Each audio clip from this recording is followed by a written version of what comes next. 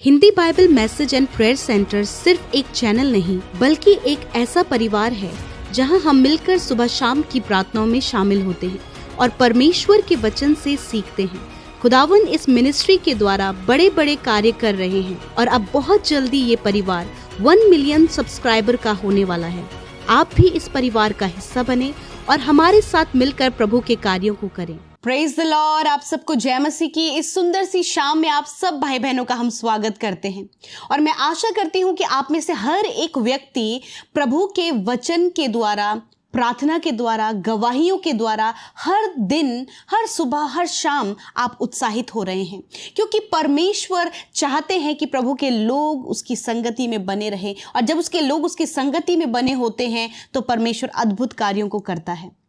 और आज की सुंदर शाम में मैं आपसे बातचीत करना चाहती हूँ। कई बार विश्वासियों के सामने बहुत सारे प्रपोजल होते हैं आज्ञा के विरोध में जाने के लिए, और बहुत बार लोग उन्हें उकसाते हैं कि आप ये गलत काम कर लीजिए, किसी को पता नहीं चलेगा। और कई बार ऐसे प्रपोजल्स जो परमेश्वर की आज्ञा के विरोध में हैं, वो प्रपोजल्स हर एक विश्वासी के सामने आता है। और जब उनके सामने एक प्रपोजल आता है जहां कि हमें परमेश्वर की आज्ञा को मानना है या फिर उस प्रपोजल को मानना है, दोनों में एक चॉइस हमारे बीच में होती है। और कई बार जो प्रपोजल संसार की ओर से, लोगों की ओर से एक मसीह विश्वासी के जीवन में आता है, उसे ठुकराने से कई भारी नुकसान का सामना भी करना पड़ता है। परंतु यदि हम उस प्रपोजल को जो संसार की ओर से है, जो परमेश्वर के विरोध में है, यदि उसे नकार कर परमेश्वर की आज्ञा को सर्वोपरि रखते हैं, परमेश्वर के वचन के अनुसार जब हम कार्य करते हैं, परमेश्वर के अकॉर्डिंग और परमेश्वर को सोच कर कि हम परमेश्वर के लोग हैं, ये सोचकर हम कार्य करते हैं, और कई ऐसे प्रपोजल्स को जब हम ठुकराते हैं तो परमेश्वर का अद्भुत कार्य, अद्भुत फेवर अपने लोगों के साथ में होता है। और मैं आपको आज उत्साहित करना चाहती हूं कि हर एक व्यक्ति ऐसे पड़ाव से होकर गुजरता है। हर एक विश्वासी के सामने नए नए चैलेंजेस होते हैं, नए नए प्रपोजल्स होते हैं परमेश्वर की आज्ञा के विरोध में जाने के लिए। परंतु यदि उस समय हम अपने विश्वास को प्रभु पर बनाकर रखें और इस बात को सोचें कि नहीं प्रभु, हमें तेरी आज्ञा के विरोध में नहीं जाना, वरन हम हानि उठाने के लिए तैयार हैं, परंतु तेरे आज्ञा के विरोध में जाने के लिए तैयार नहीं है। क्योंकि जब हम परमेश्वर की आज्ञा के विरोध में जाते हैं तो हम परीक्षाओं को, हम सफरिंग्स को और बहुत सारी गलत बातों को अपने जीवन में इनवाइट करते हैं।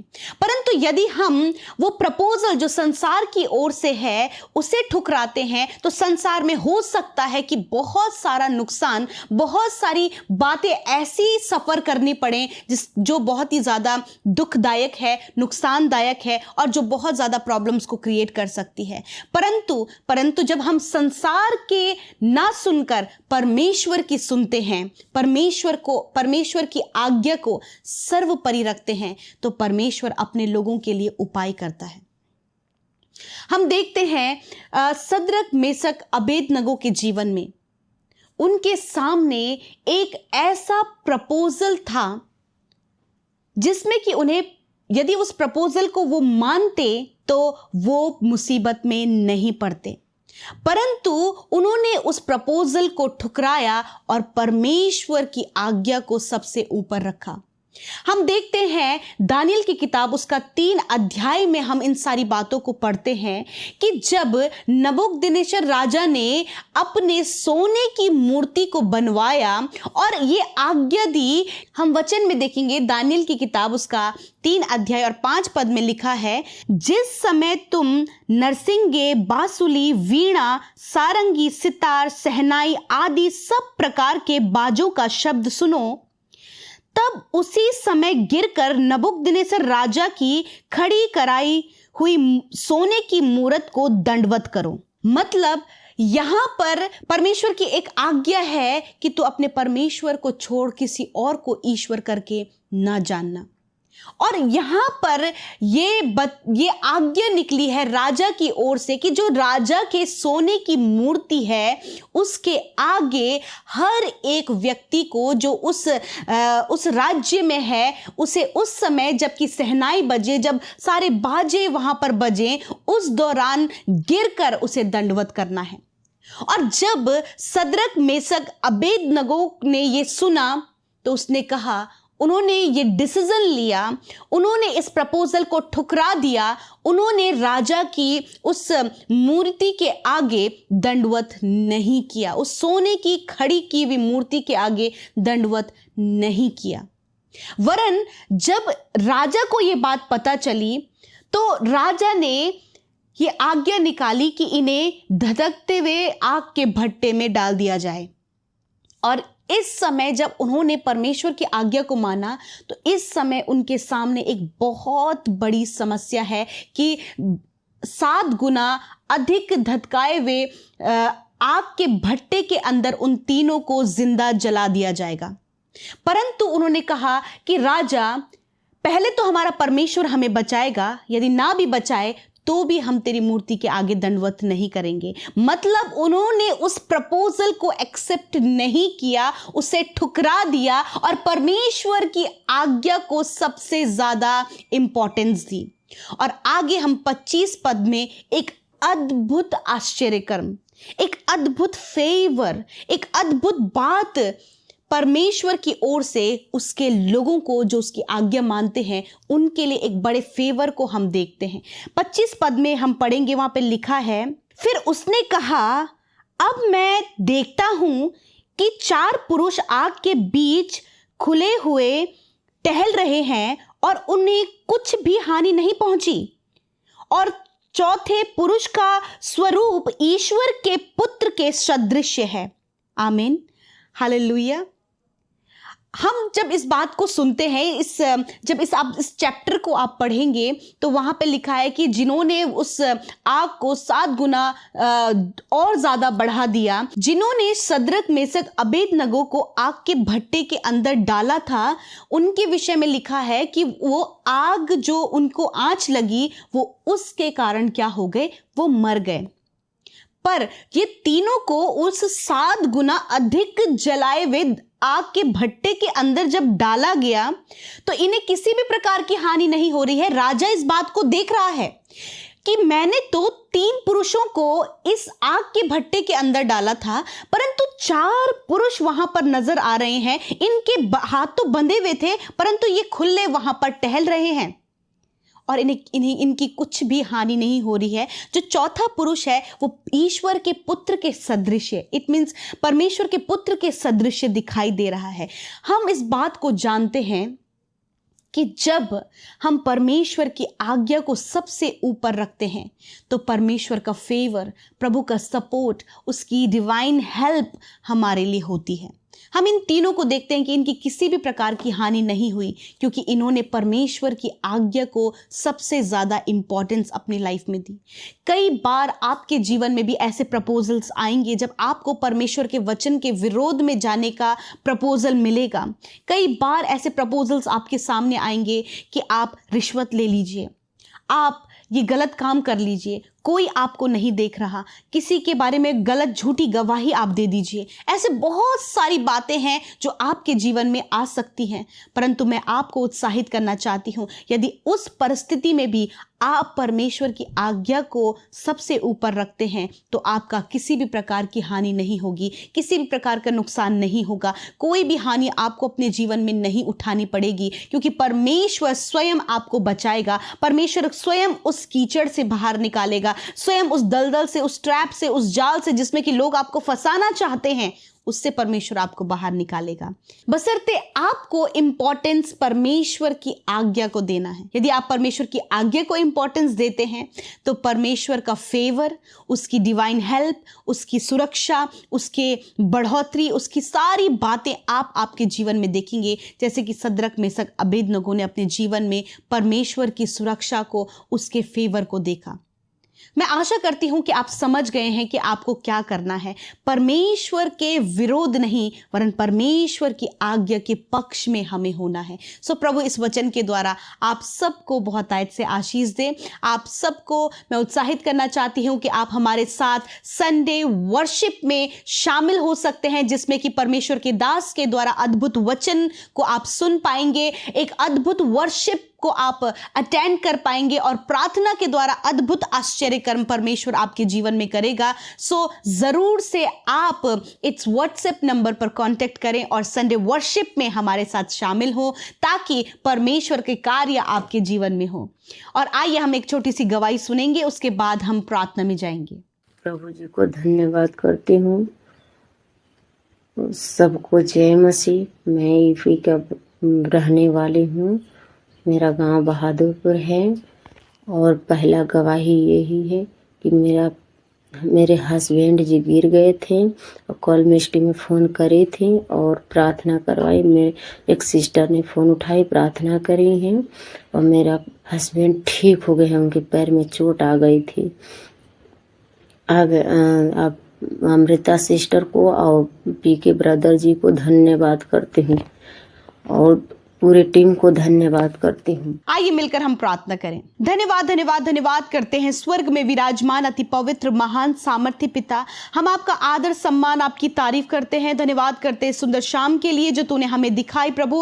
और आज जितने भी भाई बहन और बच्चे इस प्रार्थना में शामिल है प्रभु, उन्हें उनके परिवार को नामो नाम आशीष दे प्रभु जी। हर एक व्यक्ति तेरी उपस्थिति को महसूस करे प्रभु जी। हर एक व्यक्ति को परमेश्वर आप गाइड करे परमेश्वर प्रभु जी। और हर एक डिस्टर्बेंस, हर एक डाइवर्ट करने वाली बातें, हर एक भटकाने वाली बातें इसी वक्त यीशु के नाम में इनके जीवन से निकलकर चली जाए। प्रभु मैं आपका धन्यवाद करती हूं। सच में तू अच्छा है, तू भला है और तेरी करुणा सदा की है मेरे यीशु। मैं आपका धन्यवाद करती हूं। प्यारे परमेश्वर, मैं प्रार्थना करती हूं परमेश्वर प्रभु जी, हर एक को परमेश्वर प्रभु जी आप आशीष दे प्रभु, बरकत दे परमेश्वर पिता। और जो वचन प्रभु आज की शाम में हमने सुना है प्रभु, कि यदि प्रभु हम तेरी आज्ञा को ऊपर रखते परमेश्वर, तेरी आज्ञा के अनुसार अपने जीवन को व्यतीत करते प्रभु, तो हम तेरे फेवर को, तेरे सपोर्ट को प्रभु और बहुत सारी ऐसी बातों को पिता अपने जीवन में पाते प्रभु जो तेरी ओर से है परमेश्वर पिता। यदि आज कोई भी ऐसे समय से होकर गुजर रहा है प्रभु, जब उनके सामने ऐसे प्रपोजल्स हैं पिता कि तेरी आज्ञा के विरोध में जाना, मैं आज प्रार्थना करती हूँ प्रभु कि तेरे लोग प्रभु सदरक मेशक अबेदनगो की तरह परमेश्वर पिता प्रभु तेरी आज्ञा को सर्वोपरि रखे पिता, सबसे ऊंचा रखे पिता परमेश्वर। तुझे अपने जीवन में पहला स्थान दे प्रभु, तेरी आज्ञा को अपने जीवन में पहला स्थान दे पिता, ताकि परमेश्वर अपने जीवन के किसी भी क्षेत्र में परमेश्वर किसी भी प्रकार की परीक्षा में ना पड़े, वरन सल्यूशन पिता ये अपने जीवन में देखे मेरे परमेश्वर प्रभु। Thank you father. मैं धन्यवाद करती हूँ प्रभु, किसी को भी परमेश्वर पिता आप परीक्षा में ना पड़ने दे पिता। हर एक परीक्षा से प्रभु इन भाई बहनों को आप बचाएं परमेश्वर पिता। आपका फेवर, आपका सपोर्ट आपके लोगों के साथ में हो। यदि प्रभु दिन भर में जाने अनजाने में कोई भी अपराध, कोई भी पाप, कोई भी गलती पिता आपके लोगों से हुई है पिता, मैं तेरे हाथों में सौंपती हूँ परमेश्वर प्रभु जी। आप सहायता करें, आप मदद करें मेरे यीशु। मैं धन्यवाद करती हूँ प्रभु, सच में तू अच्छा है, तू भला है और तेरी करुणा सदा की है मेरे यीशु मसीह। मैं तेरा धन्यवाद करती हूँ मेरे परमेश्वर पिता। यदि आज फैमिली में बहुत से लोग प्रभु जी स्ट्रगल कर रहे हैं, सफर कर रहे हैं प्रभु जी, मेरे खुदावन आज हर एक परिवार प्रभु जी लाइफ की उन प्रॉब्लम से, सफरिंग से, लड़ाई झगड़े से, कलेश से प्रभु जी, आर्थिक तंगियों से प्रभु जी, एडिक्शन से परमेश्वर पिता, डिप्रेशन से परमेश्वर पिता इसी वक्त आजाद हो in the name of Jesus. यीशु के नाम में हर एक परिवार लड़ाई झगड़ों से आजाद हो, हर एक परिवार डिप्रेशन से आजाद हो, हर एक जन यीशु के नाम में अकेलेपन से आजाद हो, हर एक डर से आजाद हो, हर एक दुष्ट से आजाद हो। और परमेश्वर पिता हर एक जन को पिता परमेश्वर आप ब्लेस करें मेरे खुदा। यदि कोई भी कर्जा आपके लोगों के जीवन में खुदावंद यीशु के नाम में, उस कर्जे को हम जाने की आज्ञा देते हैं। यदि कोई भी ऐसी बात प्रभु आपके लोगों की लाइफ में जो वो किसी से नहीं कह पा रहे प्रभु, इंटरनल उन बातों के लिए परेशान है, इसी वक्त वो परेशानी निकल कर चली जाए प्रभु। आपकी असीम शांति आए प्रभु जी। यदि प्रभु आपके लोग परेशान है प्रभु जी कि प्रभु बहुत से ऐसे काम है प्रभु जो गलत हैं, परंतु पिता तेरे लोगों के सामने प्रभु जी वो कार्य प्रभु जी खुले हैं कि उन्हें वो करना है, मैं प्रार्थना करती हूँ प्रभु आप एक सही निर्णय लेने में